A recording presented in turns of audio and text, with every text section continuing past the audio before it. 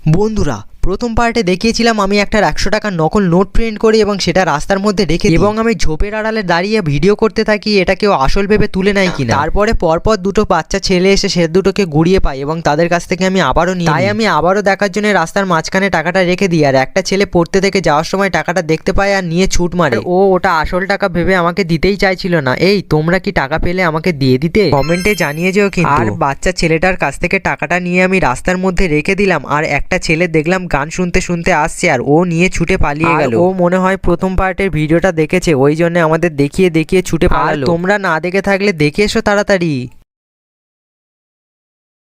বন্ধুরা, প্রথম পার্টে দেখিয়েছিলাম আমি একটা 100 টাকার নকল নোট প্রিন্ট করি এবং সেটা রাস্তার মধ্যে রেখে এবং আমি ঝোপের আড়ালে দাঁড়িয়ে ভিডিও করতে থাকি এটা কেউ আসল ভেবে তুলে নেয় কিনা। তারপরে পরপর দুটো বাচ্চা ছেলে এসে সে দুটোকে গুড়িয়ে পাই এবং তাদের কাছ থেকে আমি আবারও নিই। তাই আমি আবারও দেখার জন্য রাস্তার মাঝখানে টাকাটা রেখে দিই, আর একটা ছেলে পড়তে থেকে যাওয়ার সময় টাকাটা দেখতে পায় আর নিয়ে ছুট মারে। ও ওটা আসল টাকা ভেবে আমাকে দিতেই চাইছিল না। এই তোমরা কি টাকা পেলে আমাকে দিয়ে দিতে? কমেন্টে জানিয়ে যেও কিন্তু। আর বাচ্চা ছেলেটার কাছ থেকে টাকাটা নিয়ে আমি রাস্তার মধ্যে রেখে দিলাম, আর একটা ছেলে দেখলাম গান শুনতে শুনতে আসছে আর ও নিয়ে ছুটে পালিয়ে গেল। ও মনে হয় প্রথম পার্টের ভিডিওটা দেখেছে, ওই জন্য আমাদের দেখিয়ে দেখিয়ে ছুটে পালালো। তোমরা না দেখে থাকলে দেখে এসো তাড়াতাড়ি।